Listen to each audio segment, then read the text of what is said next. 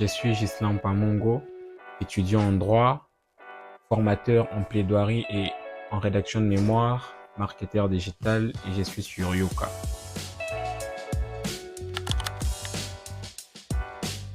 Alors, comme nous le savons, les plus grands pas vers la réussite, c'est de se fixer des objectifs, définir dans les temps et les visualiser en train de les accomplir. N'empêche qu'on soit étudiant et qu'on se fixe d'autres objectifs entrepreneuriaux en vue de concilier les études et l'entrepreneuriat. Bon, en tant qu'étudiant, je dirais que je n'ai pas une activité seule précise, mais nous jonglons entre plusieurs activités. Déjà, en me présentant, j'ai bien dit au départ que je suis formateur en plaidoirie et en rédaction de mémoire. Et là, c'est une activité paracadémique, c'est-à-dire que à travers ce que nous apprenons, nous essayons de le mettre à profit pour essayer également d'y gagner quelque chose.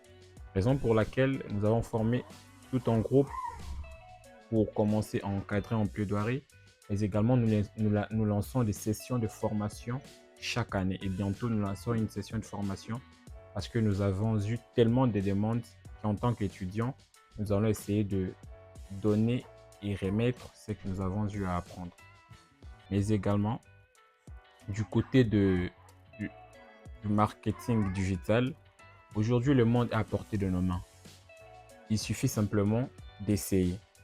Avec Internet, il y a plusieurs façons de faire les choses. Et que nous aidons des amis qui développent leur activité, plus avec ce qui concerne la gestion de leur page au niveau de réseau avec le système de boostage.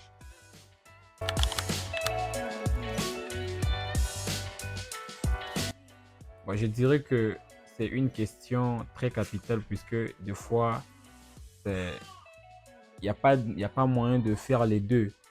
Des fois, les études demandent tellement assez et que de l'autre côté, il y a des gens qui ont besoin de leur service, il y a des gens qui doivent être accompagnés côté rédaction de mémoire, il y a des gens qui ont besoin qu'on les accompagne côté réseau et des fois, c'est très difficile, c'est très compliqué puisque bon, voilà, c'est ainsi. Donc, il n'y a pas moyen de devoir jongler entre les deux. On essaie de faire le nécessaire pour au moins donner du temps aux études, mais également essayer de faire quelque chose allant dans ce sens.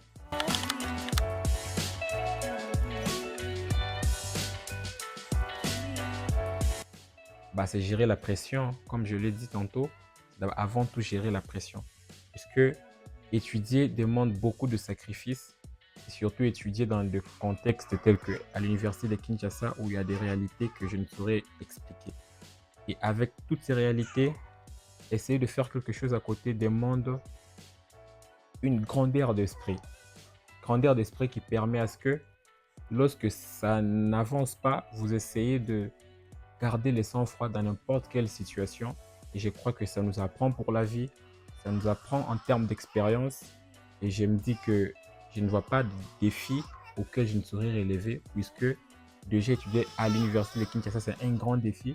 Et le faire à côté avec d'autres activités demande du courage, de l'abnégation, de la détermination et beaucoup de sacrifices.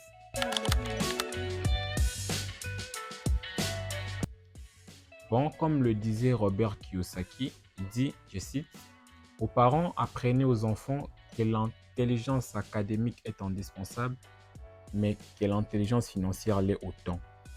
Aujourd'hui, je dirais à mes condisciples étudiants que étudier ne veut certainement pas dire que il faut dépendre totalement.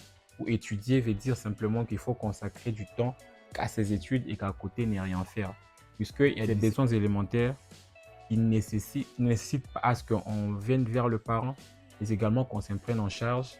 Et puis, on se crée pas mal de réseautage, beaucoup d'opportunités. Ça, je peux vous le dire. J'ai dû encadrer beaucoup de gens. Aujourd'hui, le réseautage, il est tellement grand que même en termes d'opportunités professionnelles, même après les études, je crois qu'on n'aura pas assez de difficultés en allant dans ce sens-là.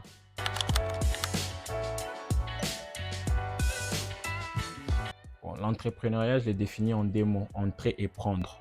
Puisque lorsqu'on reste oisif, le monde ne viendra pas vers nous. Rien ne sera servi sur un plan. Il y a que la pluie qui tombe du ciel. Donc, comme on est humain, il faut y aller.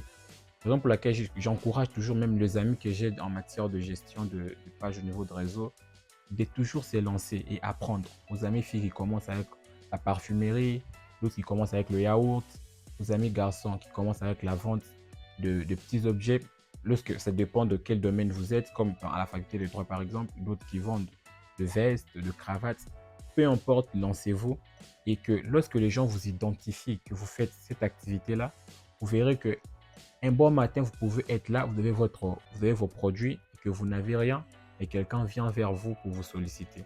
Donc, je demanderai juste ici, d'abord s'élancer et apprendre de ces expériences, puisque je l'ai dit au départ, les buts ou le plus grand pas vers la réussite, c'est d'abord d'essayer. Lorsque vous commencez, vous allez apprendre. Et en ces mots, dans Père riche, Père pauvre, Robert Kiyosaki renseigne que les perdants évitent de perdre et les gagnants cherchent à gagner. Donc, il faut toujours y aller, même si il y aura des difficultés, et ces difficultés seront transformées en apprentissage. Donc, dans ce sens-là, je demanderai aux amis d'abord d'essayer. Et essayer n'est pas question de budget ou question d'argent. Avant tout d'abord, question de passion. Lorsque vous avez la passion de commencer, vous verrez que peu importe les embûches, vous tiendrez mort du cuisse et vous allez les surmonter de la plus belle de façon.